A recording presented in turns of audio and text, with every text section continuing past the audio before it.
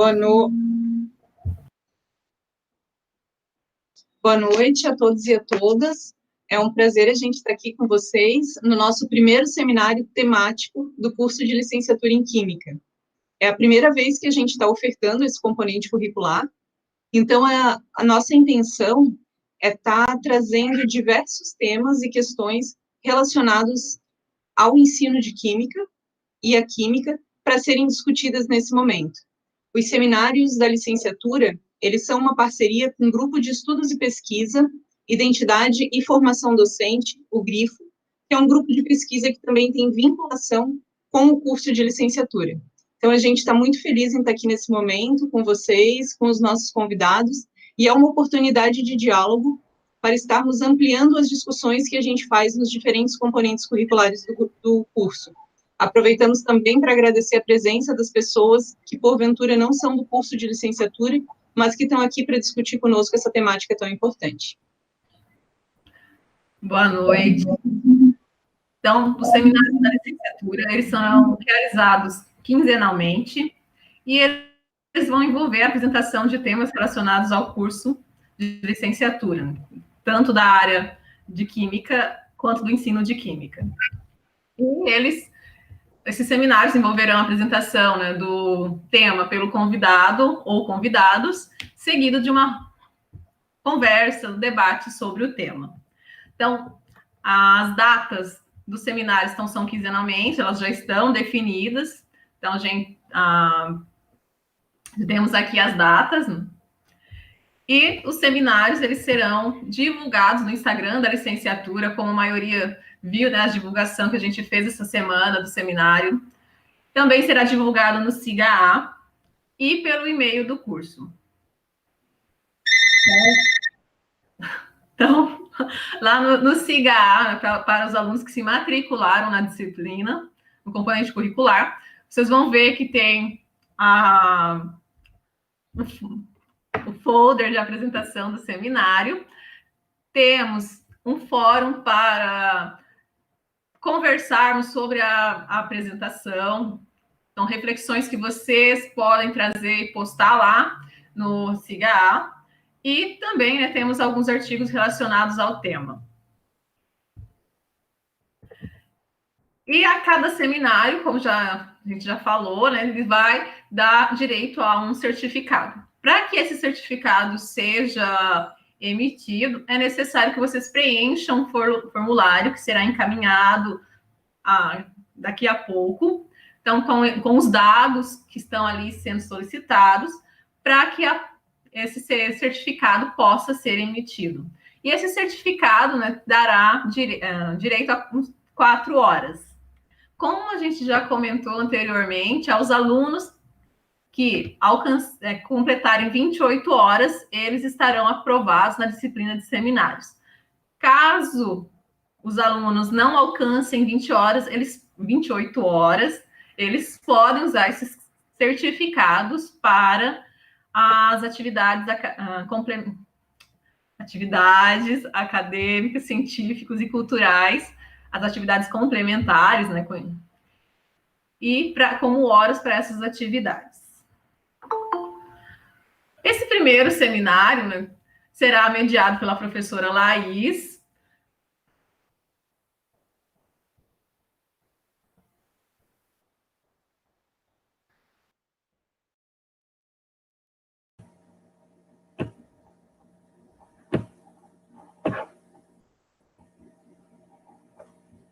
Boa noite a todos, pessoal. Então, hoje a gente vai iniciar, né, os seminários temáticos da licenciatura em Química do IFSC Campus São José.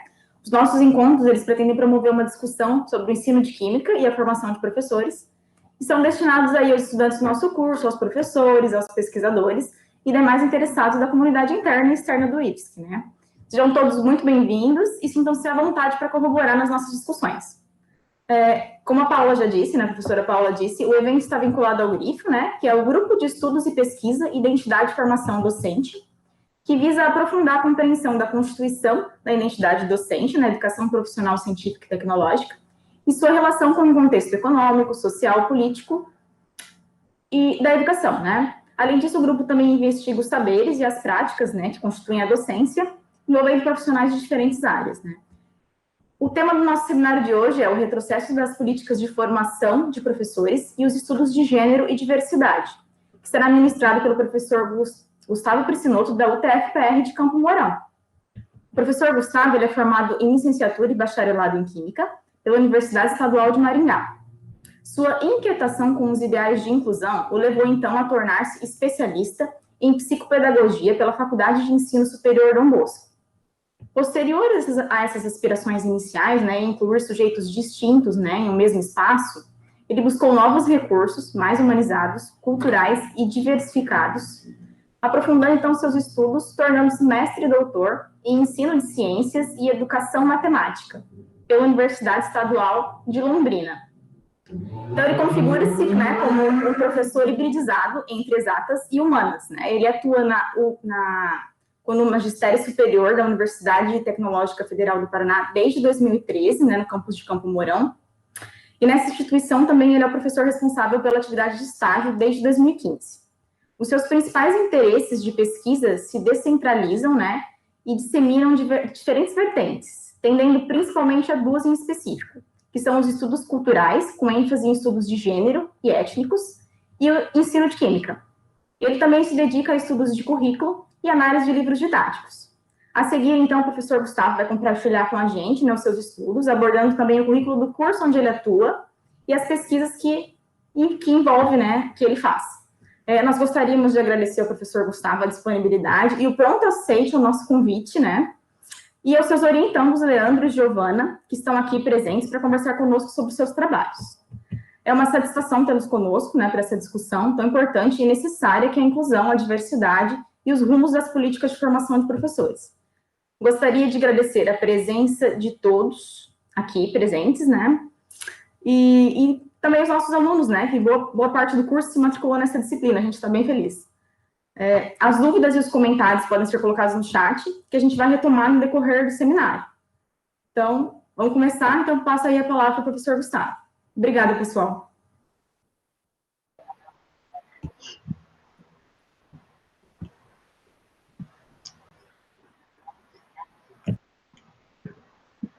Boa noite, pessoal.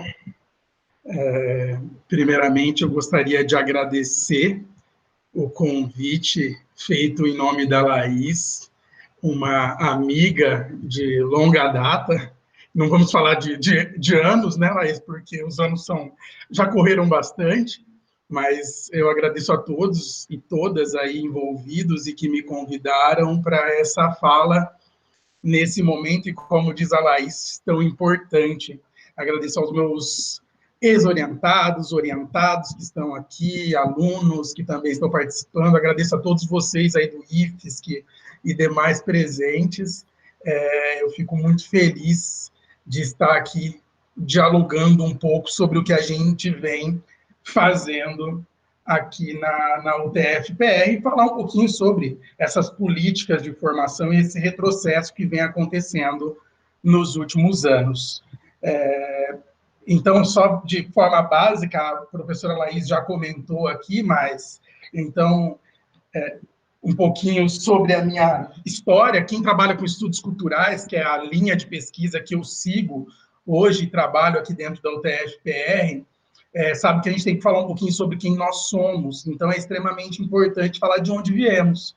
Então, eu coloco aí no mapinha o Paraná, mas, na realidade, eu sou mineiro, de Araguari, do Triângulo Mineiro, mas já vim para o Paraná com 6 anos, então me considero um paranaense, mas eu não sou um daqueles que diz que o Sul é o meu país, tá bom? Já deixo isso bem de cara para que ninguém me confunda.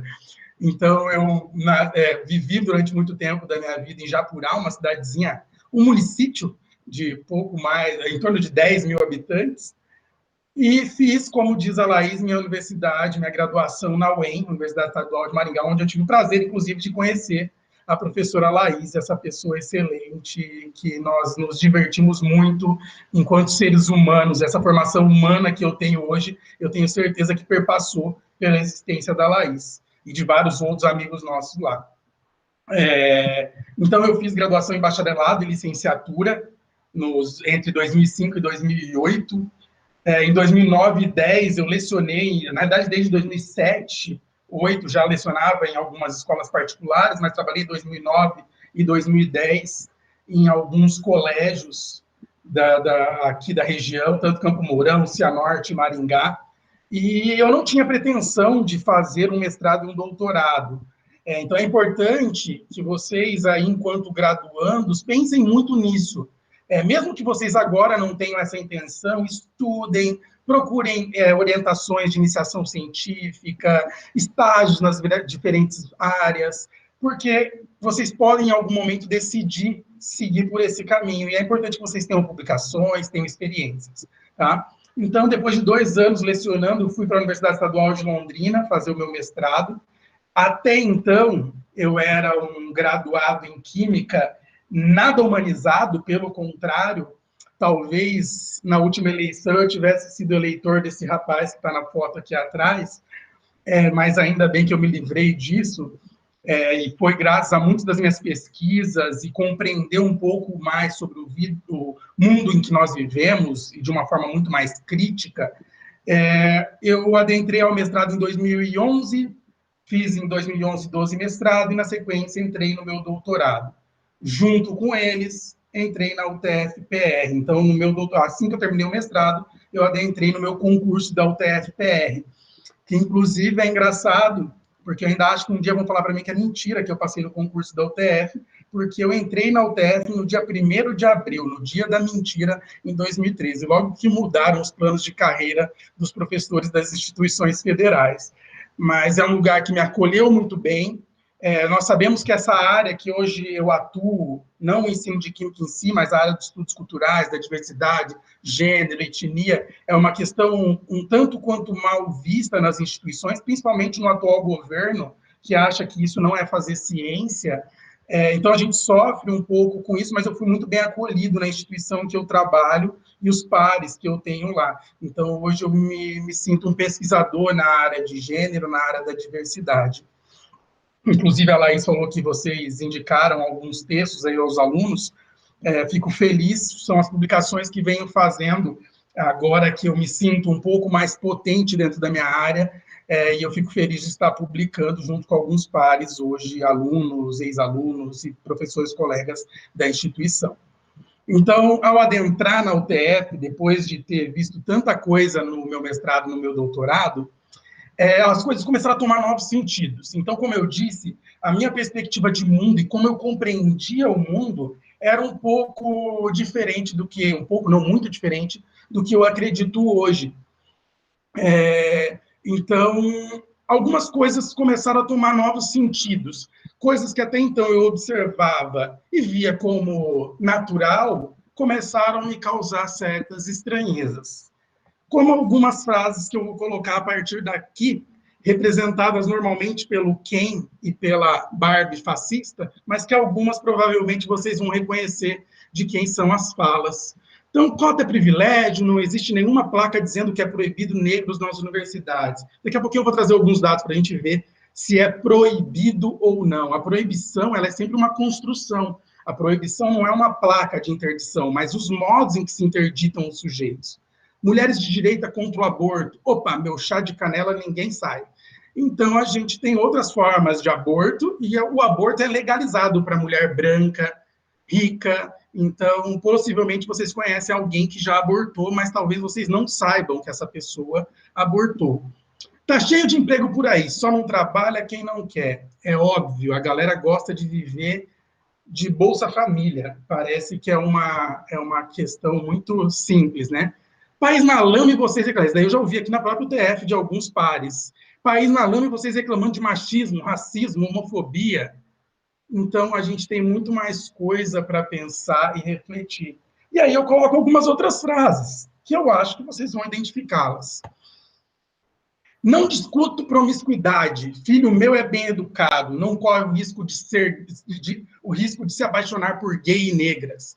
Isso foi uma entrevista de uma pessoa muito importante no nosso país, inclusive uma chacota no mundo inteiro, falando sobre os filhos se apaixonarem por um gay ou um negro. E aí eu trago alguns dados. Mais de 50% dos LGBTs dizem ter sofrido alguma violência desde a última eleição no Brasil. O Brasil lidera o ranking mundial de assassinatos de transexuais. Isso é um dado extremamente importante. Mais da metade das pessoas trans que morreram no mundo entre os anos de 2018, de outubro de 2018 a setembro de 2019, mais da metade que morreram foram no Brasil, tá? Assassinados. E alguns ainda dizem que a gente não tem que discutir isso. Eu não te estupro porque você não merece. Isso foi dito por um deputado para outra deputada. Uma mulher é morta a cada 9 horas durante a pandemia no Brasil. Foram 497 casos de feminicídios reportados entre março e agosto desse ano. A pandemia escancarou o feminicídio no Brasil. Por isso, o cara paga menos para a mulher, porque ela é engravida. Eu já passei por uma situação de emprego na qual me disseram que preferiam que eu entrasse do que outras 2 mulheres que estavam concorrendo comigo, porque elas engravidariam e dariam trabalho. Eu não trabalhei nessa instituição, ainda bem. Mesmo em cargos iguais, mulheres ganham menos que o homem. Em média, no Brasil, as mulheres recebem, independente de cargos privados ou públicos, o mesmo cargo, em média, as mulheres, isso foi escancarado na última pesquisa do IBGE, tá? Inclusive nas instituições públicas, tá? Em média, 28% menos que os homens, sendo que Santa Catarina, peguei o exemplo de vocês, mas o Paraná é pior, o Paraná é 29%, as mulheres em Santa Catarina recebem 26% menos que os homens. O filho começa a ficar assim, meio gayzinho. Leva um couro, ele muda o comportamento dele, tá certo? Não vou combater nem discriminar, mas se eu vi 2 homens se beijando na rua, eu vou bater. Aí voltam as estatísticas que eu disse ali anteriormente dos LGBTs que morrem no Brasil. Aí uma outra fase, isso não pode continuar existindo, tudo é coitadismo, coitado do negro, coitado da mulher, coitado do viado, coitado do nordestino, coitado do piauiense, a gente poderia dizer agora coitado dos maranhenses, né? Porque a última frase envolveu a cor do refrigerante. A masculinidade é tão frágil do ser humano que ele tem que duvidar da cor de um adiante, ele vai virar boiola, como ele disse, por tomar um refrigerante cor-de-rosa. Então, vamos acabar com isso. Aí eu coloco aqui, assassinato de negros aumentam 11,5% em 10 anos, e de não negros caem 12,9% em 2018 para 2019, tá? Esse valor estatístico. E aí, por fim, o Ibope de hoje. Brasileiros em extrema pobreza se mantém estável, aumentou coisa de 100 famílias, né, em extrema pobreza, então 100 mil é uma quantidade aí elevada, e observem que até 2014 isso vinha caindo, e a partir de 2015 e 2016, com a estabilidade do golpe, começa a se elevar essa diferença, tá?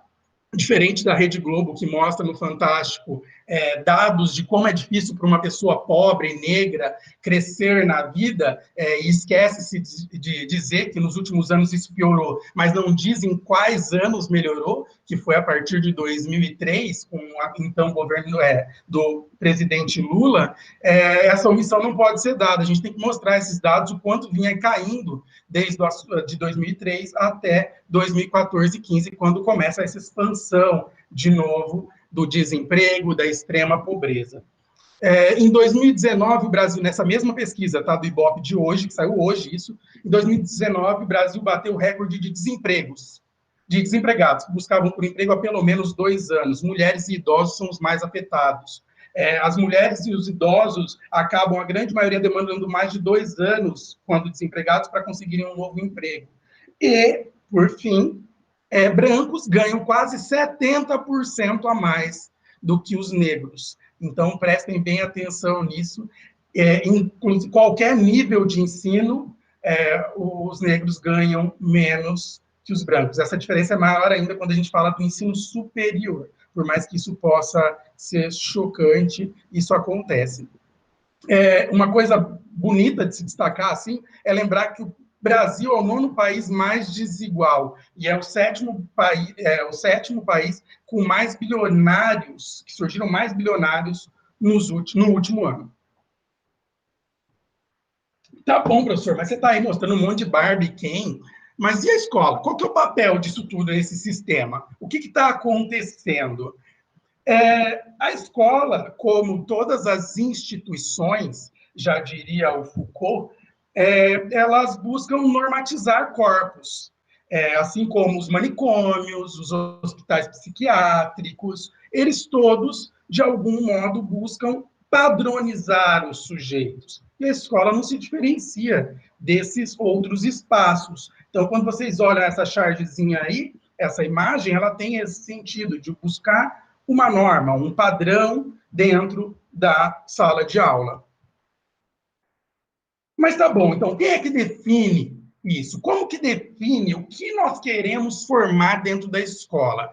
Se nós pensarmos, então, como que a gente deve ensinar, o que nós devemos ensinar, nós temos aí os currículos, PCNs, as diretrizes, a Base Nacional Comum Curricular, a tal da BNCC, as novas diretrizes de 2019. E aí é um pouco do que eu quero trazer para vocês. Por quê? A partir de 2002, quando surge um primeiro documento, uma primeira diretriz de formação docente, essa diretriz traz alguns elementos para que nós possamos discutir como devemos trabalhar enquanto docentes na formação.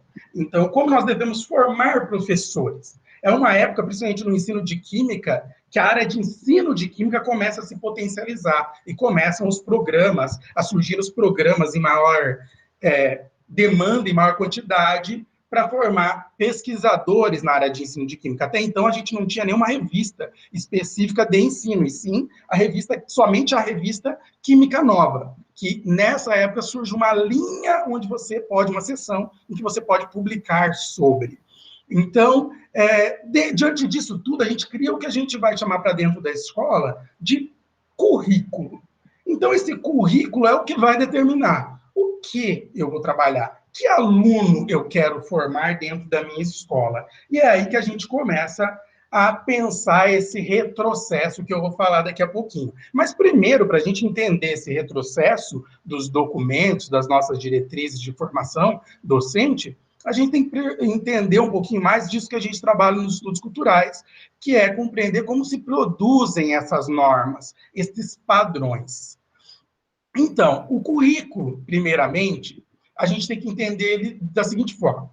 Se vocês aí, quem já estiver mais para o final do curso, enfim, que já passaram pelas disciplinas pedagógicas, vocês devem ter ouvido falar de teorias do currículo. Então, para que eu entenda o que é teoria de currículo, eu tenho que primeiramente entender o que é teoria. A gente viu ali que currículo é aquilo que vai determinar quem eu quero formar, o que eu quero formar. E aí a gente pensa em uma teoria do currículo. Teoria nada mais é aquilo que mimetiza uma realidade. Aí eu coloquei uma chargezinha da Mafalda. Ela olha por cima e diz, olha, este é o mundo, está vendo? Sabe por que este mundo é bonito?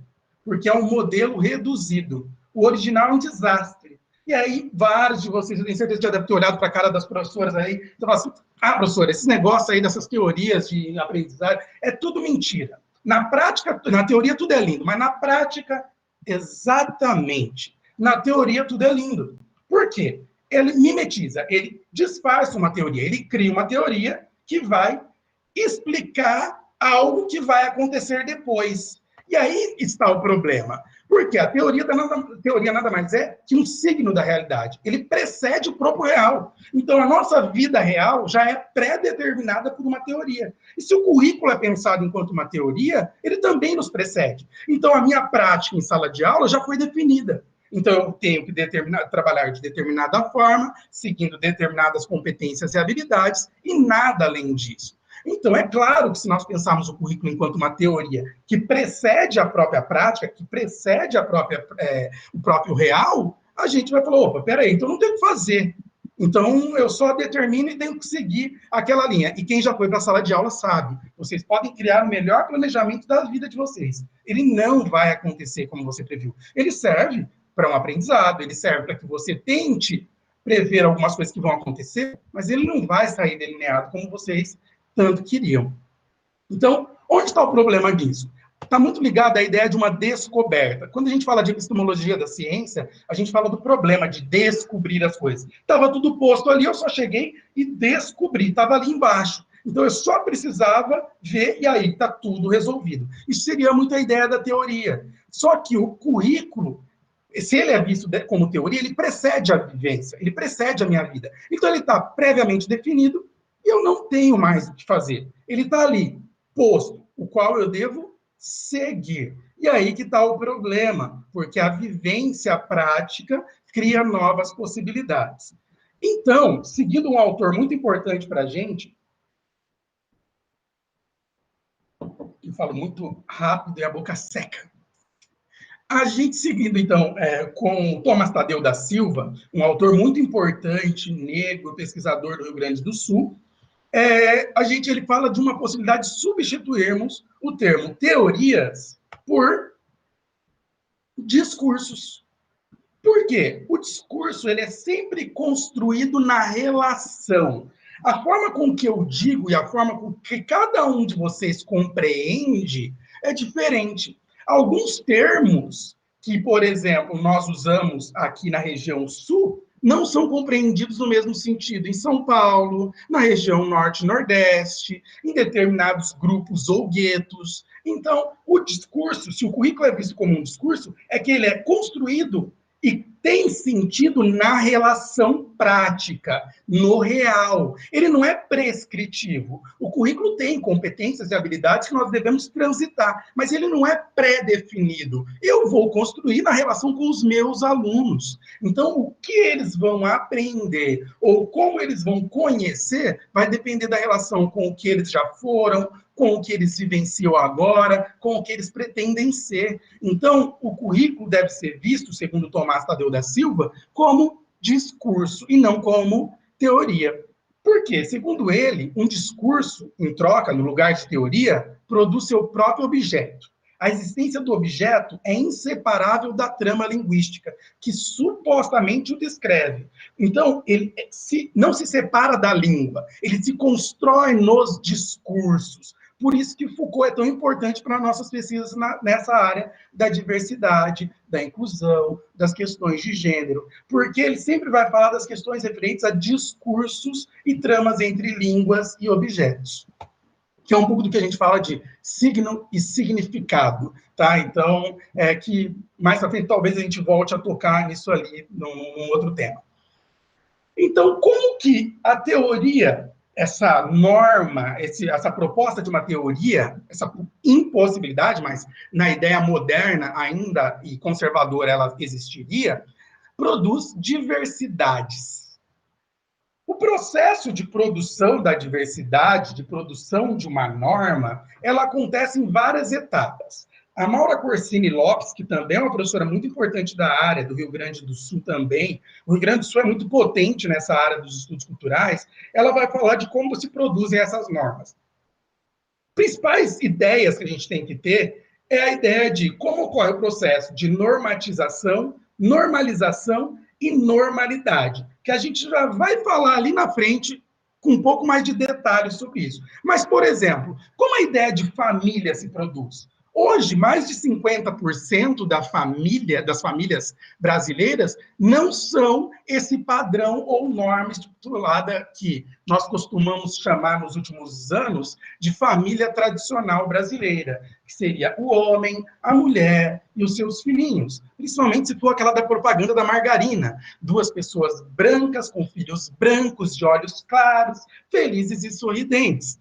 Essa não é o padrão dentro da normalidade. A normalidade traz essa ideia de uma família padrão, só que mais de 50% da população não se enquadra neste perfil. Eu já vou voltar um pouquinho nessa ideia de normalidade. E aí eu falo para vocês, mas como que a sociedade reproduz essas normas? Então, nós temos 2 coisas. Uma é a sociedade disciplinar. A sociedade como um todo, ela disciplina e ela controla. Como os próprios nomes dizem, a sociedade disciplinar, ela cria um processo de normação. Ela se utiliza de um processo ao qual ela busca produzir e disciplinar os sujeitos para dentro de uma norma, e depois a própria sociedade do controle busca uma normalização, ou seja, controlar os sujeitos dentro da norma. Isso, em conjunto, produz o que nós chamamos de norma. Então, existe o processo de normação ou normatização e normalização. Então, a gente disciplina o sujeito, ou produz a ideia de uma normação, uma normatização, e depois tentamos encaixar sob o viés de uma normalização. Isso acontece constantemente na sociedade, e a escola não foge disso. A escola sempre busca normalizar e normatizar. Então, é um processo que sempre acontece em mão dupla. Então, a norma possui um caráter, assim como a teoria, prescritivo. Ele tem por objetivo determinar um critério que inclui e exclui. Porque, ao mesmo tempo que você inclui um determinado grupo, você exclui automaticamente aqueles que não são pertencentes. E esses vão parar em espaços marginalizados da sociedade, para que ou eles voltem à norma, ou sejam assassinados, excluídos de outras formas da sociedade, mas eles sempre vão tentar de algum modo. Você não se encaixou na norma, você não se incluiu, automaticamente você vai ser excluído. Isso acontece muito, por exemplo, com as pessoas trans no Brasil. Inclusive, semana que vem, na quinta-feira, vai ter uma fala, qualquer coisa eu passo para a professora Laís, no grupo do Artei, da UEM, que eles vão falar um pouco sobre isso, sobre a questão da transexualidade, tá? É importante a gente pensar nisso, porque se vocês notarem, esses corpos não estão em ambientes que nós estamos acostumados a transitar, e aí começam discursos de, mas também, olha onde elas andam, elas se prostituem, observem se os locos que vocês frequentam de trabalho aceitam pessoas trans. Isso é muito difícil, a maioria deles não conseguem concluir os estudos, tá? Isso tem vários dados aí que vocês podem procurar, é fácil de encontrar. Então, a norma, ela é prescritiva. Por quê? Ela busca determinar algo, é uma produção muito longa que se constrói a norma, por vários elementos, vários sujeitos, vários objetos, várias formas de punição que produzem a norma. Mas depois que ela estabiliza, a gente coloca como se ela fosse natural, como se aquilo sempre tivesse existido. Então, assim, professor, mas eu sou contra isso porque sempre foi assim. Quem disse que sempre foi assim? Quem produziu isso? Isso foi construído, mas depois que estabiliza, a gente cria. Não, era assim, está enraizado. Mas meu avô não tem que mudar. Tem sim. Desde que a gente consiga desconstruir essas raízes que produziram esse caráter prescritivo das normas. Aí eu vou dar um exemplo. Por exemplo, como se constroem essas normas. Para a gente falar um pouquinho de religião. Gente, eu enxergo sem óculos, era só um charme para fazer de conta que eu sou sério. Quando os portugueses chegaram aqui para nos colonizar, eles chegaram, e é um livro do Bruno Latour, ele vai falar sobre isso, sobre o culto dos deuses e fetiches, eles chegam e apontam. Essa imagenzinha no canto esquerdo ali são os totens. Alguns totens que são normalmente utilizados como locais de reverência a deuses indígenas. E quando os portugueses chegam, eles começam a apontar para os indígenas, quando os portugueses chegam, eles começam a apontar os indígenas, para como que vocês acreditam nisso daí? Vocês fabricaram isso? Isso é uma fabricação. Vocês fabricaram uma imagem em madeira e agora vocês estão aí ajoelhados diante dessa imagem. Isso é uma imagem que vocês mesmos fabricaram. Vocês fabricaram, isso não é um deus. Aí Latour fala, os indígenas poderiam ter feito um duplo ataque de acusação. Porque eles poderiam olhar para os portugueses e dizer, tá bom, e essas imagens que vocês carregam? E essas imagens santificadas que vocês carregam em pingentes? Essas imagens que vocês carregam nos braços? Qual a diferença dessa produção? Elas também são fabricadas. Só que, para os portugueses, essa imagem católica, cristã, é algo que já estava enraizado. E a partir do momento que isso está enraizado, a gente simplesmente reforça e aceita. Fala, olha, é assim e ponto. E aí eles continuam somente por reproduzir essa natureza das coisas e colocam em questão, em xeque, aquilo que eles não estão familiarizados. Então, eles normalizam essa religião. Assim como um senhor muito conhecido no Brasil, que eu vou voltar nele, é que eu gosto muito dele, então eu retomo ele para dizer: somos um país cristão?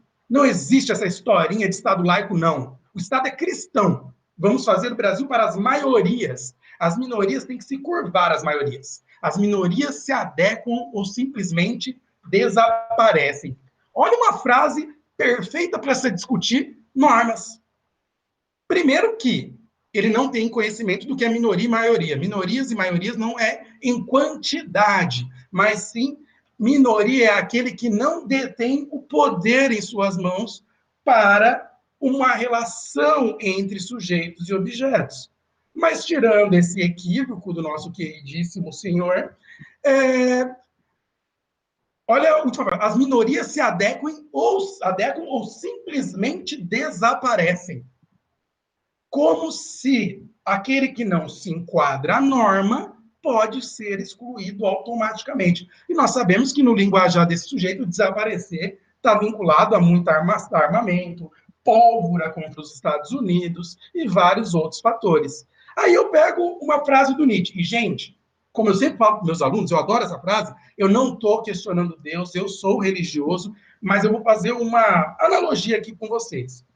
O Nietzsche, no livro Ecce Homo, ele diz: sou demasiado curioso, demasiado problemático, demasiado orgulhoso para contentar-me com respostas grosseiras. Deus é uma resposta grosseira, uma indelicadeza para nós outros, pensadores. No fundo, é simplesmente grosseira proibição. É o mesmo que dizer-nos: não deveis pensar. O que eu quero com essa Deus é uma resposta grosseira? Podem substituir pelo que vocês quiserem ali, de todas as coisas que são tidas como verdades absolutas. A ciência. A ciência muitas vezes é uma resposta grosseira. Ou vocês nunca ouviram um professor de vocês, quando vocês perguntaram: professor, mas por que é assim? Porque é. Porque Lavoisier disse. Porque fulano disse. Porque Marie Curie definiu. Então, quando se define algo e ele se torna prescritivo, a teoria toma a frente e não o discurso, ele se torna uma resposta grosseira. Ele é sempre proibitivo, punitivo, tá? Então, é nesse sentido que eu estou querendo dizer aqui que Deus é uma resposta grosseira. Pode substituir Deus por outras verdades absolutas que nós já temos socialmente aceitas, tá? Que não devem ser questionadas.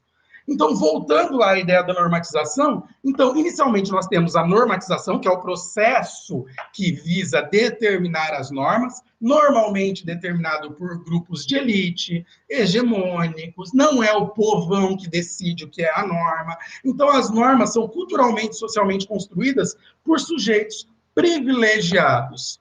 E depois busca-se normalizar. Então, a parte da normalização é colocar o sujeito dentro da norma. Então, esses sujeitos vão sendo aproximados para que se adequem à norma. E como disse o excelentíssimo do slide anterior, se não se adequarem, desapareçam. Então, é isso que acontece. E a escola faz isso. A escola, quando aumenta o número de evasão, quando os alunos desistem da educação, é muito por causa dessa questão da norma, de não se enquadrar na norma educacional, na forma de avaliação, na metodologia utilizada. Nós temos alunos com habilidades gigantescas em coisas que nós não consideramos como importantes para a formação de um aluno. E é aí que está o maior problema. Nós excluímos esses sujeitos. Então, diante disso, a modernidade e essa busca por normas, essa sociedade conservadora, ela, segundo o Alfredo Veiga Neto, à espera daqueles sobre os quais ela não produziu os efeitos desejados, ou seja, as normas, seja porque resistiram a ela, seja porque ela não foi eficiente. Então, prestem bem atenção, não necessariamente porque um aluno, por exemplo, resiste. Muitas vezes ele não se enquadra, ele não é eficiente para aquela norma que nós produzimos. Seja porque nem mesmo a elas chegaram. Alguns outros tantos não chegam à escola. Então, quando a gente fala os empregos estão aí, muitos não têm oportunidade de adentrar uma escola, a conseguirem chegar a uma entrevista de emprego por um analfabetismo ou por outros fatores que excluíram esse sujeito antes mesmo de chegar. Então, quem não alcança essas normas, à espera deles estão o manicômio, a prisão, o quartel. Prestem bem atenção, a prisão, negros e negras, que são 75% dos presos no Brasil. Então, num país que 50% da população é negra, 54%, nós temos mais de 70% que são negros. Ah, é porque negro é bandido? É pela cor que se define? Ao inventar essas instituições, a modernidade levou às últimas consequências a fabricação de um novo tipo de sujeito, o sujeito moderno, de fato, o sujeito pensado, idealizado e projetado pelos idealizadores da modernidade. A modernidade busca nos encaixar nessas normas. E aí eu coloquei uma homenagem à nossa querida Marielle: maldita toda violência que devora a vida pela repressão. Essas normas repreendem, excluem, assassinam, aprisionam. E nós precisamos questionar essas normas, principalmente por como elas vêm até nós. Então, eu vou tentar dar uma agilizada aqui, mas quais são as possibilidades, então? Dentro dos estudos culturais, nós vemos muito potencial para questionarmos esses espaços de normas. Então, eu coloquei uma outra charge da Mafalda, eu amo a Mafalda, meus alunos devem odiar, porque sempre tem nas provas deles. É incrível a importância do dedo indicador. Um patrão faz assim com o indicador e 3 mil operários vão para a rua. Ah, deve ser esse o tal indicador de desemprego, de que tanto se fala. Então, os surgimentos dos estudos culturais começam exatamente com os operários, lutando por direitos iguais, por direitos dignos de trabalho, tempo de trabalho, salários dignos. Então, os estudos culturais começam tentando compreender essa luta desses operários pelos direitos deles. Por isso que ele tem tanta proximidade, de estudos culturais, com uma nova esquerda, que eu vou falar um pouquinho adiante também. Então, os estudos culturais, que é o embasamento teórico das pesquisas que nós realizamos hoje na UTF, já que a disciplina de vocês, seminários, é para vocês compreenderem um pouquinho sobre essas pesquisas, se inspiram inicialmente nos trabalhos do Thompson, do Richard Hoger, do Williams, e tem um livro muito interessante para mim, para quem quiser começar a ler um pouco sobre isso, que é um livro chamado Costumes em Comum, do Edward Thompson. É um livro que um capítulo dele se chama A Venda de Esposas. Eu sempre gosto de falar para que leiam esse capítulo, porque é muito interessante ver como ele conta a história daquelas mulheres, de como elas eram vendidas e o porquê elas eram vendidas. Eu não vou dar spoiler, é um texto bem legal, e quem tiver interesse em compreender um pouco do início dos estudos culturais, é um trabalho bem interessante para vocês lerem. Tem uma tradução de 1991 bem legal para vocês lerem, tá? O Stuart Hall, que é um dos principais autores que nós temos nos estudos culturais, principalmente nos estudos de diáspora, de negritude, questões étnicas, diz que na ótica dos estudos culturais, as sociedades capitalistas são lugares de desigualdade, no que se refere à etnia, sexo, gerações e classes, sendo a cultura o logo central em que são estabelecidas as contestadas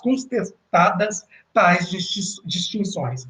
A cultura é o lugar onde se produz tudo isso.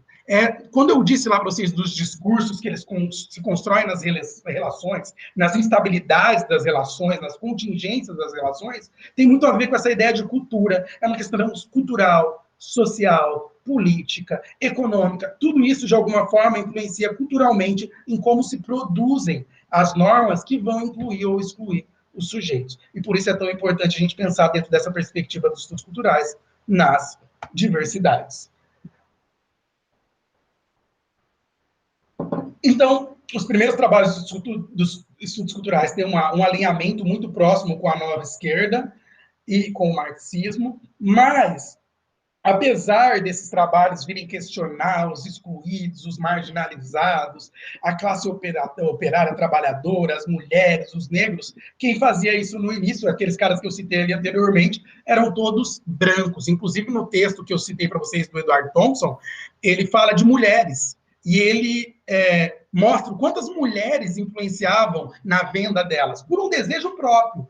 Mas, no primeiro momento, o movimento feminista começa. Opa, pera!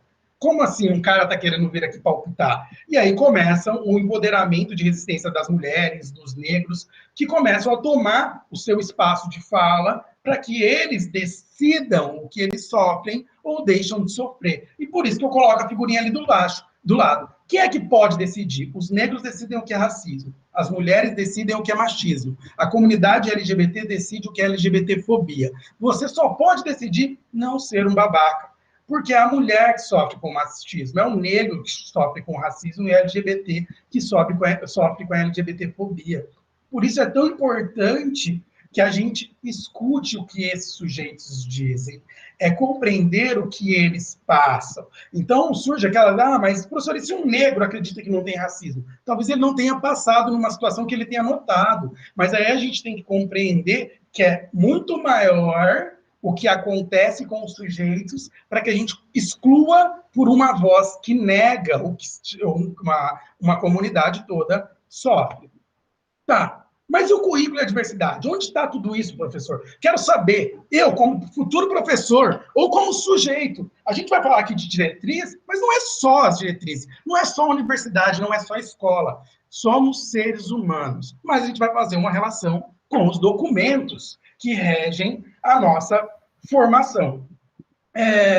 Aí, eu digo, o CNE de 2002, ele traz uma pequena recordação do que é a diversidade no currículo, ainda não trazendo conceitos do que ele está tratando com diversidade, muito mais influenciado pelas questões de inclusão de estudantes com necessidades educacionais especiais, do que a diversidade numa perspectiva dos estudos culturais, de gênero, de diversidade, etnia, que vai ser elencado nas diretrizes de 2015. Então, para que eu possa conversar sobre esse currículo, sobre as políticas de formação e esses documentos, eu vou fazer um recorte vinculado à ideia da diversidade. Então, assim, tem várias coisas que vocês podem procurar nesses documentos. Uma coisa muito importante que vocês podem tentar procurar, e vocês não vão encontrar, a não ser nas diretrizes de 2015, vocês podem procurar na BNCC, diretriz de 2019, vocês não vão encontrar nem em 2002, que era ainda o início,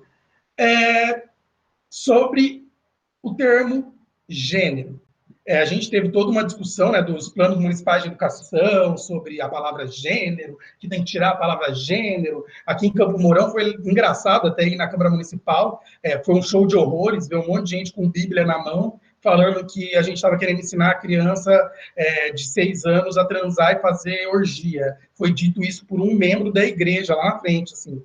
Foi bem assim, foi, enfim, difícil. Recordar disso chega a doer. Uma colega minha que está aqui assistindo hoje, ela foi lá fazer uma fala, quase expulsaram ela de lá, falando que ela era pedófila, enfim. Procure a palavra gênero. Vocês não vão encontrar, a não ser nas diretrizes de 2015. Mas eu quis fazer um recorte com o termo diversidade, exatamente porque daí eu não ia ter um comparativo, né? Gênero eu ia falar de 2015, acabou, não ia ter mais lugar para falar. Então eu falo sobre diversidade. Mas, antes de falar de diversidade, eu só queria explanar o que eu acabei de falar no slide anterior. Tem duas coisas diferentes quando a gente fala de diversidade. Por quê? Muitas vezes, quando a gente fala o termo diversidade, ele está muito vinculado ainda à ideia de inclusão enquanto educação especial. Aluno com necessidade educacional especial é diferente do que quando nós falamos de diversidade religiosa, sexual, de gênero, étnica, que são coisas distintas que nós devemos trabalhar.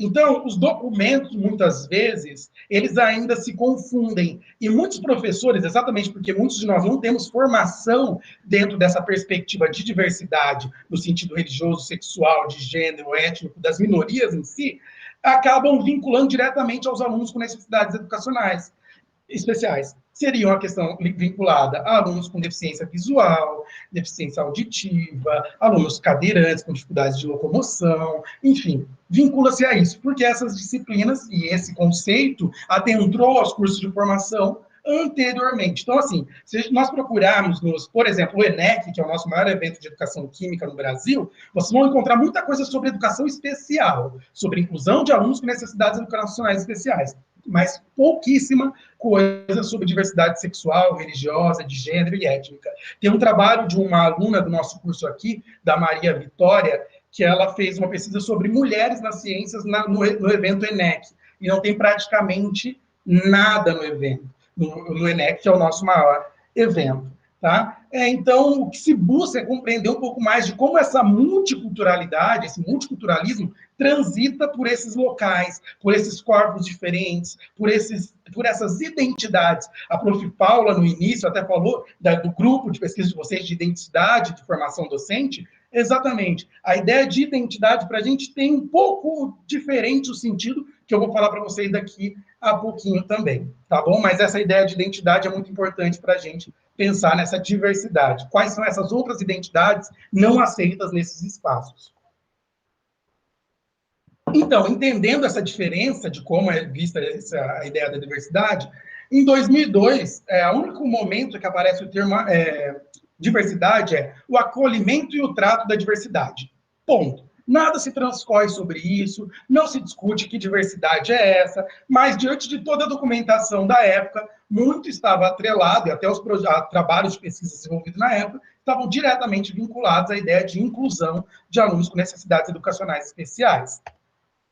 Já em 2015, dentro das diretrizes de formação inicial, continuada, para o magistério, enfim, para as escolas do campo, escolas indígenas, tudo isso tinha sempre um parágrafo que dizia: os cursos de formação deverão garantir nos currículos conteúdos específicos das áreas, como no caso de vocês, a química, por exemplo, ou o curso que era anteriormente de vocês aí, de ciência da natureza, com ênfase na química, algo assim, se eu não estou me confundindo, seus fundamentos e metodologias, bem como conteúdos relacionados aos fundamentos da educação, formação na área de políticas públicas e gestão de educação, seus fundamentos e metodologias, direitos humanos, diversidades étnico-raciais, de gênero, sexual, religiosa, de faixa geracional, língua brasileira de sinais, Libras, educação especial, enfim, ele contempla uma amplitude de diversidade maior do que somente a educação especial.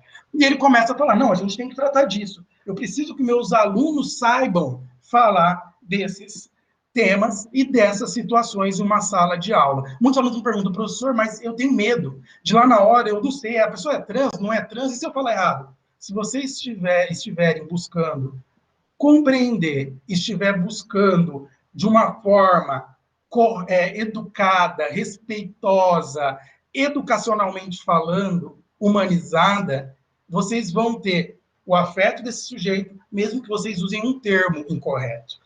Tá? Então, é importante que a gente se posicione e busque compreender cada vez mais. Só que, em 2015 para 2016, nós sabemos o que aconteceu com a nossa, então, presidenta Dilma, e aí surge o pateta do ex-presidente, ele eu posso falar, né, do Temer, o golpista, que ele congela as nossas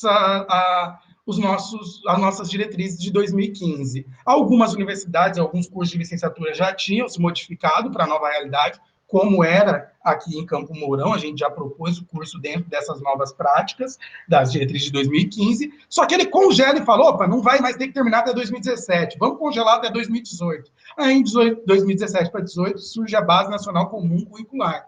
E, assim que vem, logo depois da BNCC, vem as diretrizes de 2015 um pouco reformuladas para que sejam inseridas nos cursos, e o MEC fala, opa, já na atual presidência, fala, não. A gente não vai trabalhar com essas diretrizes. Pode mudar tudo isso daí. Vocês vão ter que se adaptar à BNCC, que a gente sabe que é um show de horrores. A BNCC, quando ela surgiu, em vários momentos nós fomos consultados para sua reformulação, mas com o adentrar ao Palácio do Planalto pelo, então, presidente Temer, golpista, nós tivemos uma negação. Eles não aceitaram o nosso posicionamento, as nossas sugestões, e mantiveram um novo patamar de educação que a gente está vendo para onde está nos levando. E aí a nova resolução de diretrizes para a formação, que agora se chama BNC Formação, a Base Nacional Comum para a Formação Inicial de Professores, vem em dezembro de 2019, dizendo como nós devemos formar professores. Possivelmente, muito influenciado pelo então presidente, pela nossa ministra da família e da cidadania e da beleza toda, que azul é de menino e rosa é de menina, dizem que Tira essa palavra gênero daí, porque vai transformar todo mundo em viado sapatão. E a gente fala, meu, não é assim. Mas eles não querem escutar e formulam isso. Não preciso dizer que nessa diretriz vocês não encontram a palavra gênero, a não ser gêneros textuais. Aí vocês conseguem encontrar na língua portuguesa, mas vocês não vão encontrar a palavra diversidade voltada para gênero. A palavra diversidade está voltada para uma coisa que é muito comum. Por isso que no título eu quis dar ênfase à palavra gênero, porque no currículo nos currículos dos cursos de formação, nós temos muitas disciplinas que trabalham com as questões étnico-raciais. E não estou entrando aqui para dizer, nossa, eles merecem mais ou menos. É claro, a pessoa negra vai sempre sofrer mais que um branco. Ela sofre por N fatores que uma pessoa branca, gay, LGBT, de forma geral, não sofre. Mas essas questões referentes às questões étnico-raciais aparecem nos documentos. Já a questão de gênero referente às questões LGBTs não aparecem nesses documentos. Podem procurar, vocês não vão encontrar. Então tá, mas o currículo já está posto. Então esse retrocesso é visível nesses documentos. Aí eu falei, e aí, agora o que eu posso fazer? Não posso fazer nada. Fizeram uma nova BNC, eu, enquanto professor de formação, vou fazer o quê? Tá ali, já me deram o currículo. Se a gente retomar lá naquele início, a hora que eu falei, currículo não é teoria, ele não está posto, ele não é prescritivo. A gente tem que entender ele como construção, como discurso, como instável, como momentâneo, como relacional. É sempre construído e reconstruído. E é nesse sentido que a gente, baseado nos estudos do Tomás Tadeu da Silva, a gente vê a questão das teorias tradicionais de currículo, teorias críticas e teorias pós-críticas. O que diferenciam elas? As teorias tradicionais nem tocam nas questões de relações de poder, como a relação entre sujeitos acontecem baseadas no poder que está na mão das classes sociais elitizadas, privilegiadas. Não se toca nisso. Então, assim, eu tenho que trabalhar esse conteúdo e vou trabalhar esse conteúdo. Ponto. Como vou trabalhar, tem num documento também. É só eu saber seguir esses documentos. As teorias críticas e as teorias pós-críticas vão falar sobre as questões de poder. As teorias críticas, eles vão apontar, existe relação de poder aqui. Existe um documento, eu estou trabalhando isso por causa que existe um privilégio, existe uma manutenção de um grupo social que é privilegiado. E as teorias pós-críticas vão falar, não, parou, eu não vou seguir isso não. Peraí, ao invés de falar o que eu vou trabalhar, os estudos pós-críticos falam assim, por que eu estou trabalhando isso e não outra coisa? Por que eu vou falar somente de inclusão de pessoas com necessidades educacionais especiais e não vou falar de diversidade no sentido de gênero, étnico, religioso? É por isso que servem essa perspectiva de pensar o currículo enquanto discurso. Por quê? A ideia do saber, do conhecer nas relações de poder produzem as identidades dos sujeitos. Mas os grupos que detêm o poder determinam. Existe uma identidade que precisa ser formada. Se possível, pessoas não estudadas, não críticas, que reproduzam o que o governo espera da gente. É isso que eles querem. E por isso eles determinam dentro de um currículo quem nós devemos ser e quem nós devemos formar. Então produz uma identidade. A identidade como algo fixo. Isso, mais isso, dando isso. Ponto. Nada além disso. Para a gente, nos estudos culturais, principalmente para o Stuart Hall, a gente vai falar de um termo chamado identificação. Eu falo muito disso na minha tese. Por exemplo, formar-se professor. Existe uma identidade do professor nesse sentido para a gente de uma identidade fixa? Não. A ideia de uma identidade ela deve ser sempre móvel. Nós estamos docentes, nós nos posicionamos de determinados modos em determinados momentos. Então, a nossa identidade está sempre em ação, sempre em modificação. Por isso que nós damos o nome de identificação. Então, como eu disse, nós passamos de um currículo tradicional que fala, eu vou trabalhar com isso deste modo, e vou começar a questionar, por quê? Não é mais o que eu vou trabalhar, mas por que eu vou trabalhar esse conhecimento? Porque essa identidade de sujeito branco, privilegiado, que é o que nós... Por que nós apresentamos os indígenas como os portugueses vieram nos salvar? Não, porque quem conta as histórias são os brancos. Por que não são os indígenas que contam as suas histórias? Por que os indígenas não são escutados para que nós possamos contar as suas histórias. É uma coisa que a gente discute muito nos estudos culturais. Mas eu posso falar de negro? Pode, desde que você escute e coloque as falas deles, o que eles sentem, não o que você, enquanto bem branco, sente de uma pessoa negra. Aí eu fui buscar lá no currículo de vocês, e aí me perdoem as professoras, eu não consegui falar com a Laís, principalmente, que eu tenho mais contato, sobre as disciplinas, fui procurando, talvez tenha passado alguma coisa, mas eu fui lá e dei uma olhada na matriz do curso, fui dar uma olhada nas disciplinas. Aí encontrei a disciplina Cultura e Sociedade. Objetiva-se compreender, a partir dos conceitos de cultura e da organização da sociedade, as relações humanas da contemporaneidade, ao enfatizar a diversidade étnica, história e cultura. Reflete-se sobre a prática docente e a educação, particularmente no Brasil. A gente ainda tem, nessas nossas disciplinas, e eu falo das nossas na UTF, um perfil ainda aberto demais. Por quê? Dependendo de quem trabalhar essa disciplina, pode trabalhar somente com a questão étnica. Porque é a única coisa que está obrigatoriamente sendo tratado diretamente na ementa da disciplina, no objetivo da disciplina. Então, a gente tem que começar, quando pensamos em curso de formação, em afrontar um pouco mais nossos currículos, afrontar mais essas diretrizes, abrindo espaços para as discussões que também importam sobre gênero e a diversidade.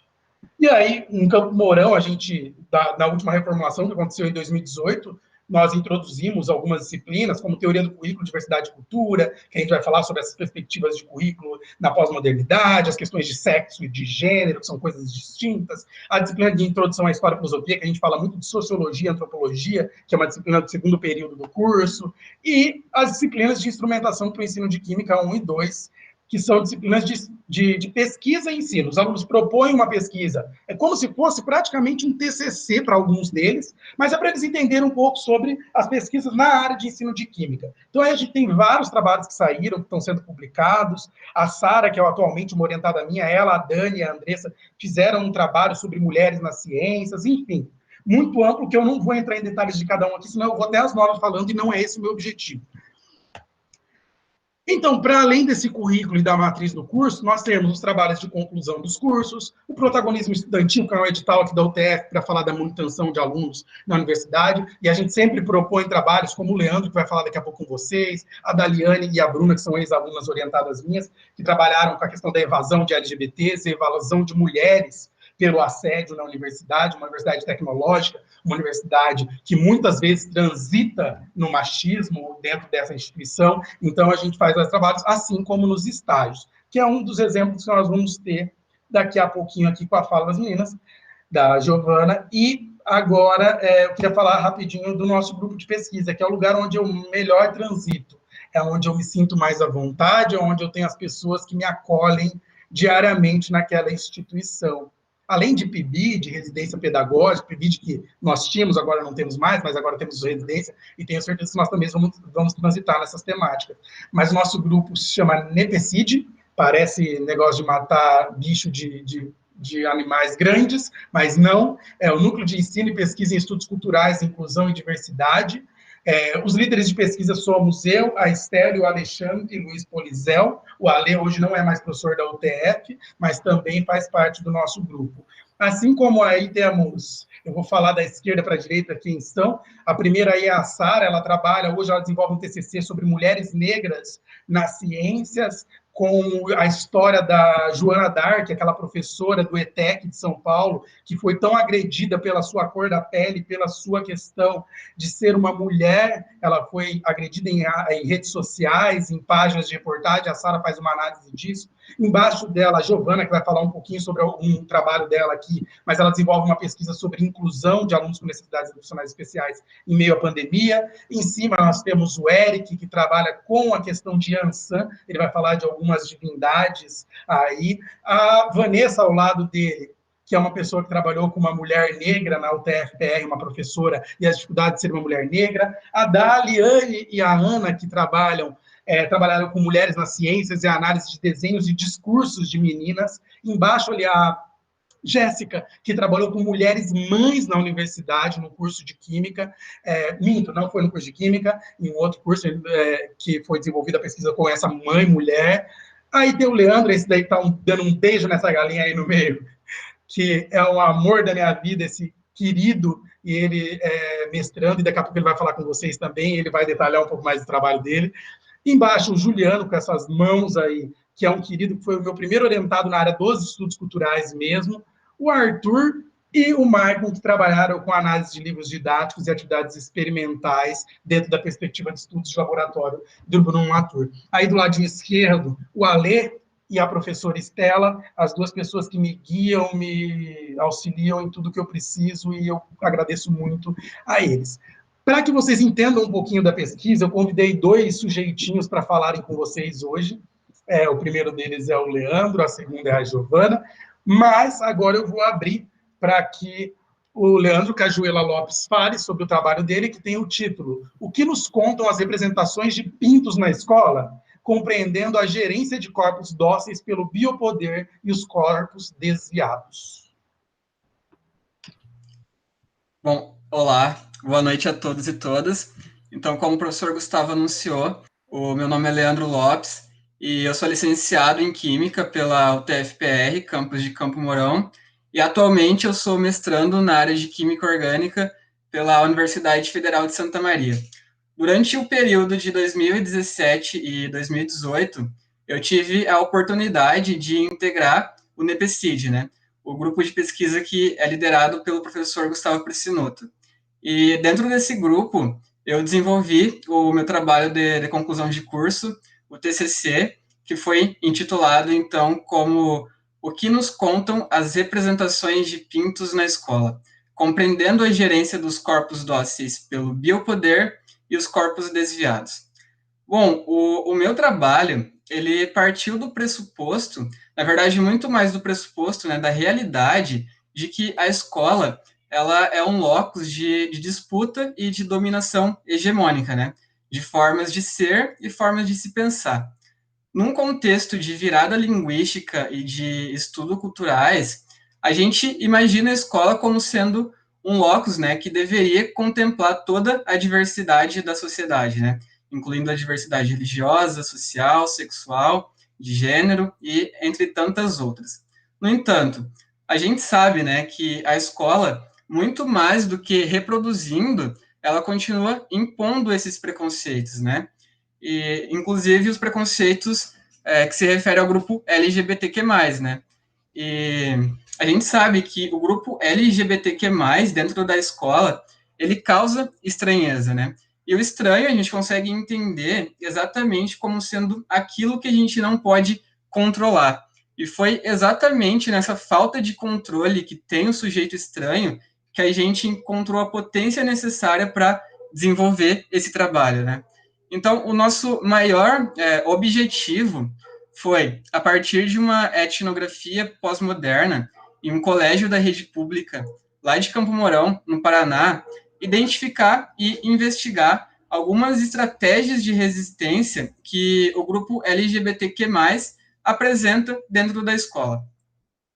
E, utilizando as teorizações Foucaultianas, né, foi possível, então, fazer uma articulação de como as representações de pinto, sim, aquelas representações que a gente encontra por toda parte da escola, né? Seja na cadeira da professora, do professor, ou em áreas externas à sala de aula, enfim, aquelas que existem por toda a escola, né? Como que essas representações de pintos, elas se conectam e se relacionam à criação da homossexualidade, né? E como que vai se relacionar com a nossa prática cotidiana. Esse tipo de trabalho que a gente desenvolve e desenvolveu, ele se justifica e é muito importante, porque à medida que a gente consegue identificar, né, e perceber quais são os mecanismos por trás de uma determinada violência, é possível ensaiar maneiras de superar a própria realidade, né? Isso significa que a gente não quer uma sociedade que somente inclua, abre aspas, pessoas anormais. Mas, enfim, com esse trabalho nós lutamos, né, por uma sociedade que incorpore, que compreenda, que represente e que respeite todas as formas de ser. E como a gente bem sabe, né, a prática escolar, ela reflete em toda a sociedade. Então, eu tive o privilégio de participar desse grupo e desenvolver esse trabalho. Eu gostaria de convidar agora uma colega nossa também do grupo de pesquisa, a Giovana, para falar um pouquinho sobre o trabalho dela. Boa noite, gente. Eu sou a Giovana Conrado Quadros, eu sou aluna do curso de licenciatura em Química da UTFPR Campus Campo Mourão, e eu vou apresentar um pouquinho mais sobre esse trabalho, que é intitulado O Ensino de Química e o Multiculturalismo como possibilidade de reconstrução das representações de índios e quilombolas. Então, esse trabalho ele surgiu numa disciplina de estágio 3, onde a gente faz a regência nas escolas. Ele surgiu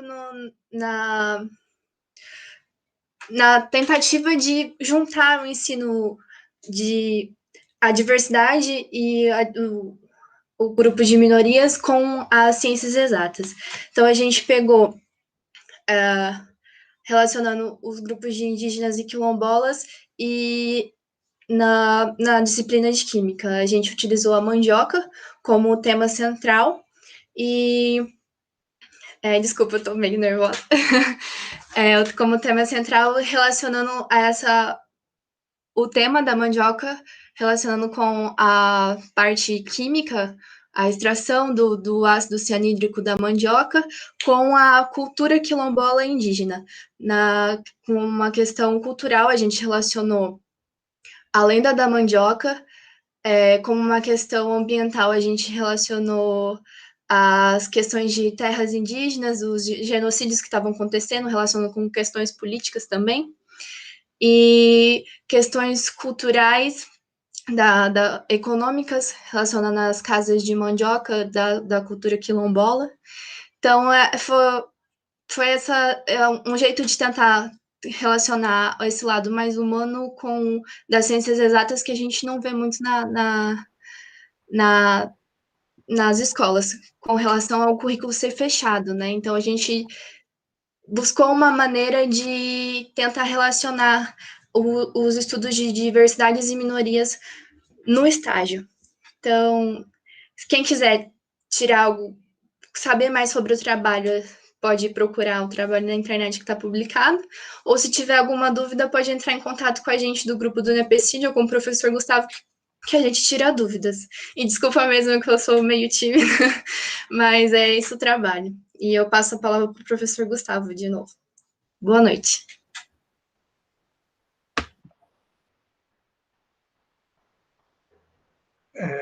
Pessoal, só para concluir o que a Giovana acabou de falar, o trabalho dela, a Giovana ficou um pouco ansiosa ali, mas o trabalho dela, ela nessa construção de unir as representações de minorias, ele surgiu de uma demanda em Campo Mourão, que próximo onde a Giovana mora, existia um locus onde, em uma praça pública, vários indígenas que passavam por Campo Mourão, eles têm um percurso que eles sempre fizeram, e eles paravam nessa praça pública porque tinham várias árvores que faziam sombra, era um lugar adequado para que eles pudessem se manter durante uns dias. E aqui em Campo Mourão, politicamente, mandaram cortar todas essas árvores para excluir esses jeitos. Então, é uma forma de negar esses corpos no espaço público, tá?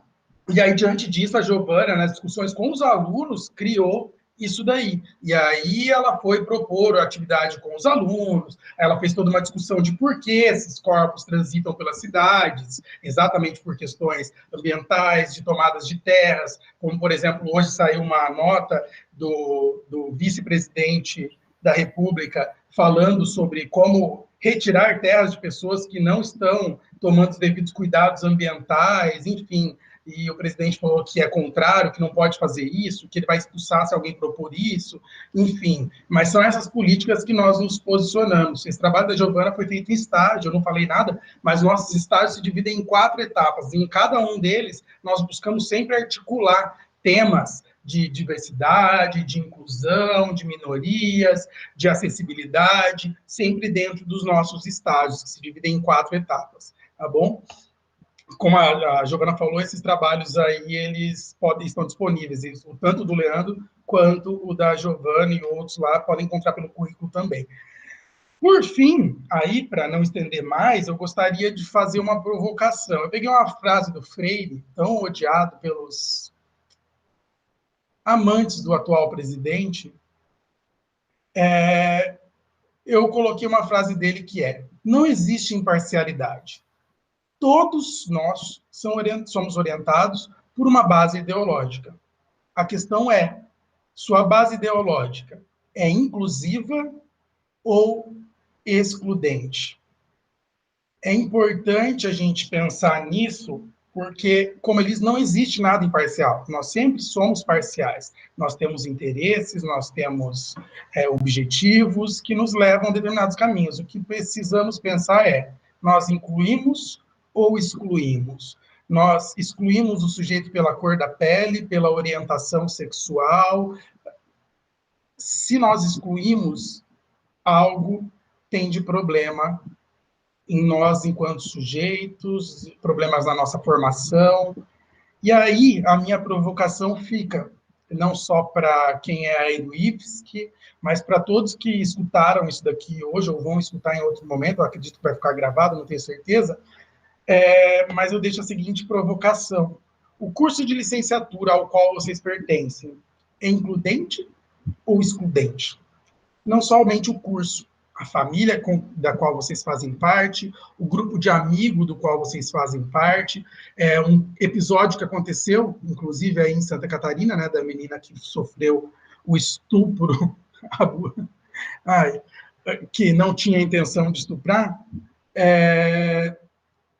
a gente tem que notar, se alguém defende esses sujeitos que fazem isso, a gente tem que começar a notar quem são essas pessoas e se elas estão próximas de nós, porque se elas defendem isso, elas são possíveis pessoas racistas, machistas, homofóbicas, ou seja, pessoas que excluem. Então a gente tem que olhar ao nosso redor e perguntar, os sujeitos que me rodeiam, o curso que me forma, ele é includente ou excludente?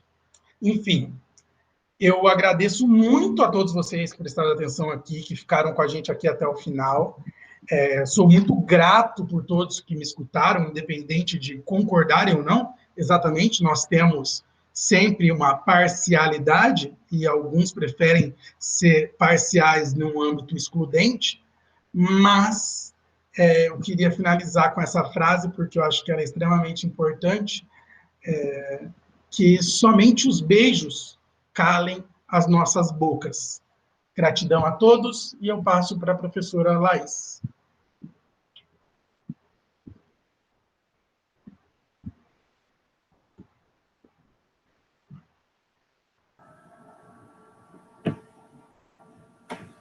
Obrigada, professor Gustavo, pela palestra, excelente. Foi muito importante para a minha formação e também para os alunos, né? Tem alguns comentários aqui, vou mencionar. Discutir, né, esse assunto é uma forma da gente, como você explicou para a gente, né, dos currículos, né, o discurso, né, isso tem que estar presente na sala de aula, tem que estar presente nas nossas conversas com os nossos amigos, com as nossas famílias, né. Muitas vezes é mais fácil a gente não falar sobre, para não se incomodar, mas a gente não pode agir dessa forma, a gente tem que falar sim, discutir sim, né, para podermos avançar como nação, né, e garantir aí o que a Constituição diz, né, educação de qualidade para todos. E não só de qualidade, né, que os sujeitos se sintam parte dos espaços onde estão, né. Eu queria só antes de começar, né, falar das dúvidas, né, dos comentários, eu gostaria de dar um recadinho para os nossos alunos que estão matriculados na disciplina, tá? E para o pessoal em geral também. O pessoal da nossa turma, né, o pessoal matriculado, que entrarem no fórum e participarem do fórum lá no SIGA, tá? E também que o link do formulário de presença está nos comentários lá do YouTube. Então, enquanto a gente finaliza aqui, vão colocando lá os nominhos de vocês que ainda não fez, tá? Então, professor Gustavo, uma das dúvidas, né, que foi mandado lá no chat, do Diogo, né, ele perguntou se é possível uma organização sem normas. Uma organização sem normas? Na realidade, o que a gente propõe, aí a gente chegaria muito, quando se pergunta uma organização sem normas. Na verdade, se você tira as normas, você poderia se aproximar à própria ideia de um anarquismo, de forma bem chula, falando assim. Mas a ideia, quando a gente fala de romper com a norma, é a ideia de uma norma hegemônica, elitista, essa norma prescritiva que busca colocar os sujeitos em moldes, que é, por exemplo, a nossa educação. Ela é prescritiva, então eu já determino, e se vocês quiserem um exemplo, é Diego? Alguma coisa assim, né? O nome Diogo. Mais ou menos a gente pensar, por exemplo, as crianças. As crianças, quando elas entram na educação, elas são muito curiosas. As crianças querem saber de tudo, eles buscam, eles querem, a curiosidade deles é muito grande. E aos poucos a nossa educação vai podando isso.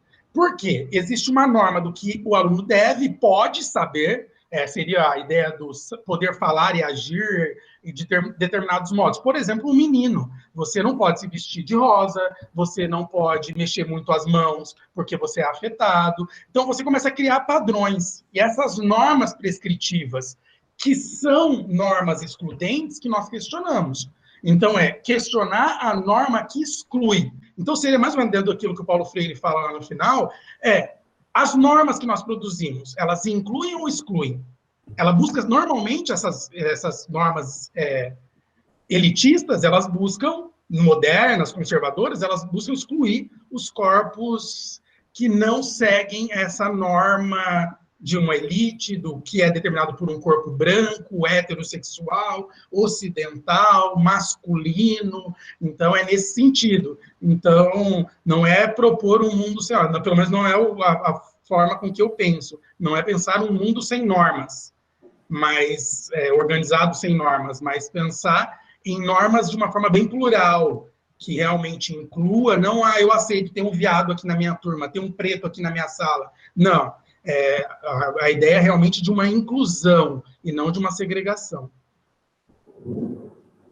Certo, obrigada pela resposta, professor. Vou mencionar alguns comentários, né, lá no chat, né? A Denise disse assim: importante essa live para minha formação e para minha vida. E eu compartilho do pensamento da Denise. Né? O Thiago disse: que palestra bacana.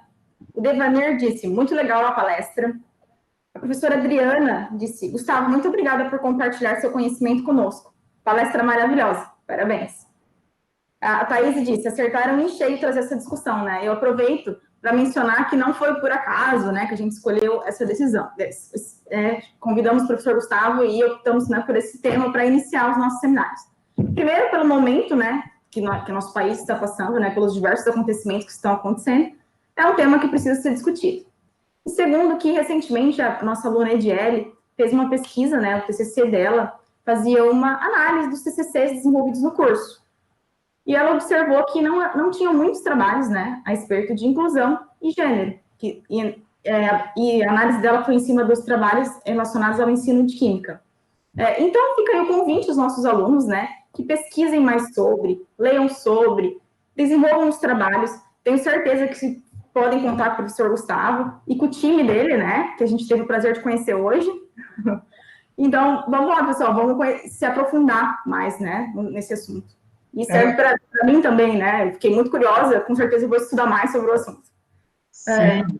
É muito legal isso, Laís, que você fala, e dessa pesquisa, a Laís tinha comentado comigo, da pesquisa dessa aluna de vocês aí, é extremamente importante fazer esse tipo de levantamento. Quando eu citei lá, no ENEC, que é o nosso maior evento de educação química, não tem quase nada. Então, é difícil mesmo encontrar nos cursos algo que seja publicado nessas temáticas, principalmente quando a gente está falando da química. A química sempre foi atrasada na área de ensino. Tanto em qualquer área dentro do ensino de química, se vocês forem procurar, a química é sempre uma das últimas. Sempre é a matemática, a física, a biologia vem antes, e depois a química. Então, nós temos pouquíssima coisa na área. Então, sim, e podem contar com a gente, se quiserem alguma contribuição, alguma ajuda, dica, eu coloquei ali meu e-mail, mas é o meu nome inteiro, @gmail.com, para quem não pegou, daí é só olhar lá, mas podem entrar em contato com a Laís, se precisar até do meu WhatsApp, falem com a professora Laís, ela tem toda a autonomia para passar meu contato e a gente dialogar sobre isso daí. Eu ia até deixar o meu contato lá no final de telefone, mas a gente sabe que pelo teor da palestra talvez viessem algumas ofensas, então eu prefiro o trâmite passando pela professora Laís, para ter uma filtragem. Eu não sei se eu mencionei, mas o TCC que eu mencionei é o da Ediele Alves, né, orientado pelo professor Volmir. Então, se vocês quiserem dar uma olhadinha também no trabalho, vai estar lá na wiki da licenciatura. Muito bom. A Adriana disse, né, estou amando a palestra. E o Johnny disse que está muito feliz pelo tema, que é um tema muito atual. A Marcela agradeceu a palestra. A Ana Paula disse que foi uma excelente palestra. A professora Paula fez uma provocação no chat, né? Perguntou para os alunos, né, qual das teorias de currículo eles mais se identificaram nas escolas onde eles estudaram, né? E a maioria mencionou que no fundamental é tradicional. No médio, alguns já tinham alguma discussão um pouco mais crítica. E a Thaís levantou uma questão, né? Que essa questão do gênero ser tratado no fundamental ainda é muito um tabu, né? Existe uma resistência, né? Você tem alguma coisa para falar para a gente sobre, professor? A primeira coisa é sobre essa ideia do currículo tradicional.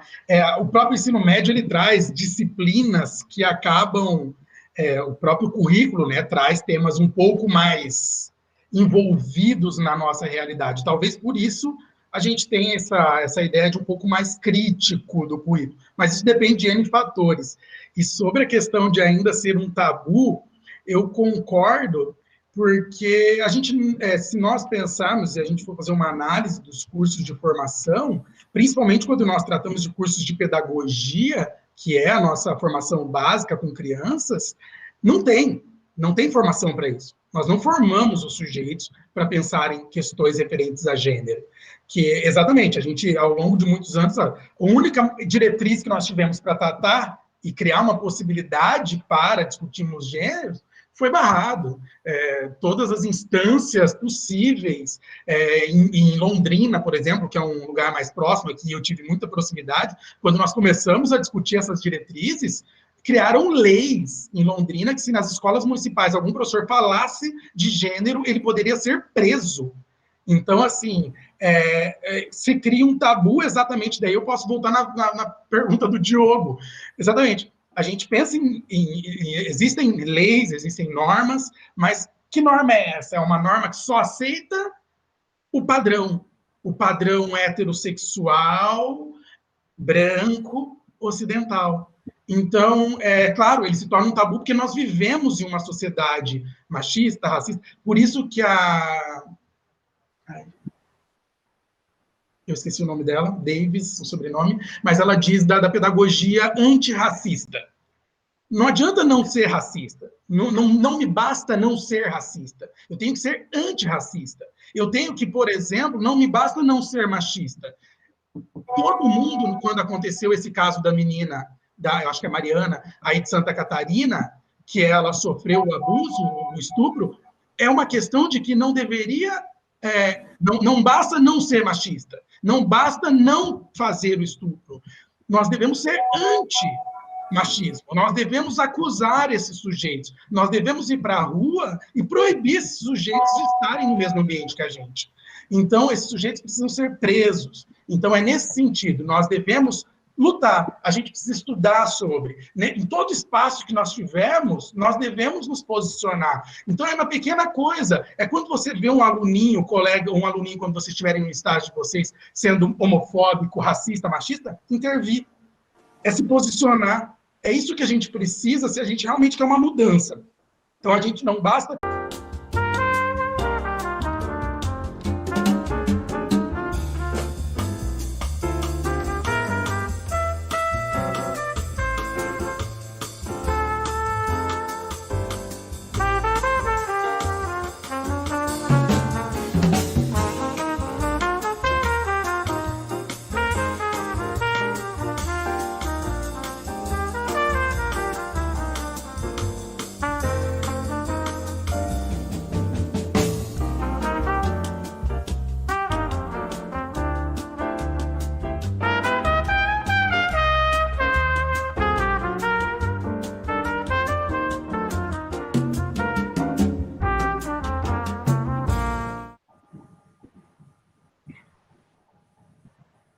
Oi, pessoal, desculpa, né? Tivemos um probleminha aí com a internet.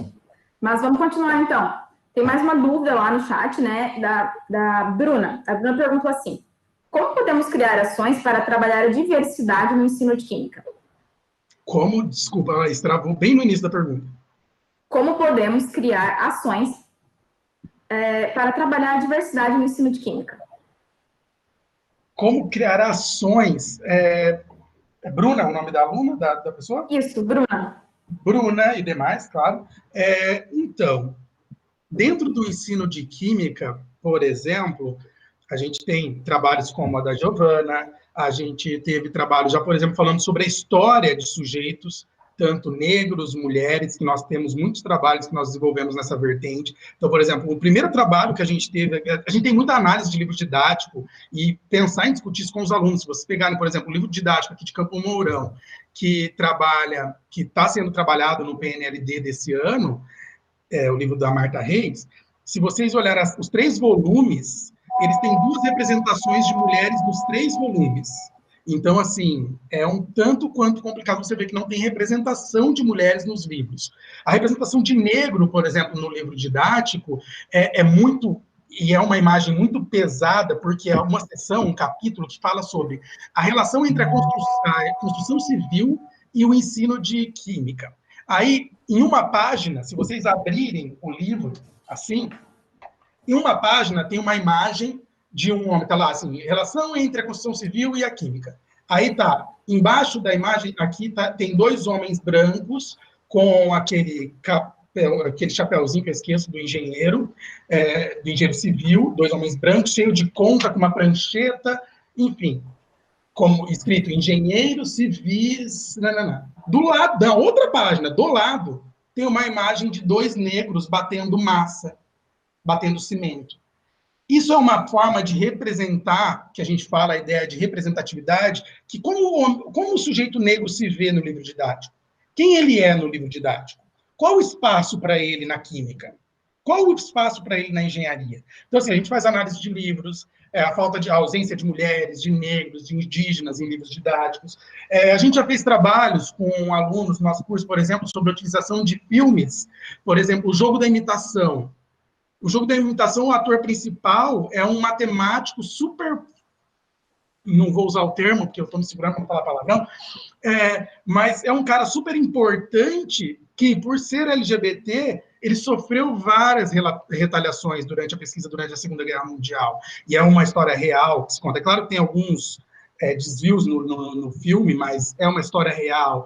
Então, tem várias coisas para se trabalhar dentro da educação. Uma aluna minha de estágio, uma das primeiras alunas que trabalhou realmente com a questão da diversidade, fez todo um levantamento com os alunos, mostrando a história de 8 cientistas famosos que já morreram e alguns que continuam vivos, mulheres, homens, brancos e negros, mostrando as dificuldades de cada um para se tornarem quem são. E aí ela mostrava exatamente o quanto... Porque ninguém está falando, nossa, eu sou branco, eu sofro. Ok, você sofre, mas você não sofre por causa da cor da sua pele, pela sua questão do seu gênero, da sua orientação sexual. Não é por isso que você sofre. Então, são esses quesitos que são importantes a gente trabalhar em sala de aula. Então, ela mostrou que o homem branco sofre por alguns elementos, a mulher negra sofre por outros tantos elementos que vão acabar impedindo que ela se torne reconhecida. Então, assim, a gente trabalha várias coisas em sala de aula, desde jogos, enfim, já teve aluna que trabalhou com atividade experimental, falando sobre educação sexual, herpes, e fazendo umas reações de ácido e base, com um experimento bem simples que se faz em sala de aula, que é a questão de indicador ácido e base. Então, você começa a contaminar copos, como se você estivesse em uma balada, beijando outras pessoas, então você troca um pouco do líquido da sua solução, que é uma solução básica, e no final o professor pinga fenolftaleína para indicar quais estão contaminados. E ela fez toda uma discussão de educação sexual diante daquilo, falou de questões de gênero, de assédio, dentro disso. Então, assim, é claro que a gente não é formado para pensar isso. Então, às vezes, quando eu falo para os alunos, você tem que fazer dentro dessa temática, eles, o quê? Como? Não sei, como que eu vou fazer isso? Eu não tenho ideia. Então, é uma coisa que às vezes assusta, mas é só a gente pega uma reportagem de algo que te afete de um modo, assim, ruim, de algo que agrida um corpo minoritário, e pensa, como que eu posso tentar mudar isso? Quem que eu posso trazer para mostrar que existe uma outra possibilidade dentro disso? Tá? Então, é nesse sentido que eu vejo algumas possibilidades. Muito interessante os trabalhos, né? Muito, muito interessante. Fica as dicas para os nossos alunos, né? Sim.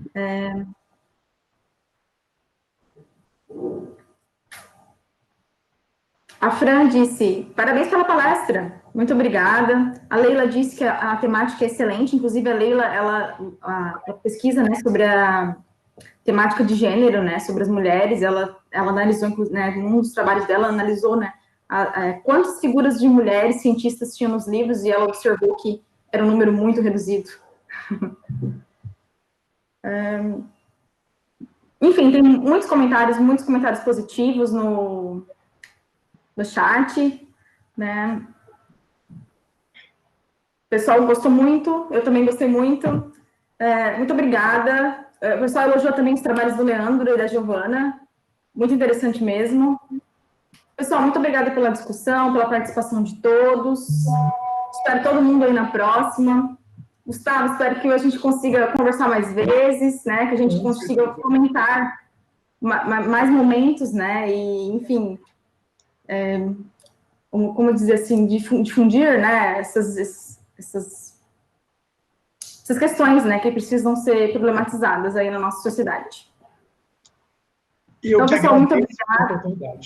Eu que agradeço muito pela oportunidade de estar falando com vocês, de verdade. Agradeço muito em nome de todo o nosso grupo aqui, de todos os meus pares.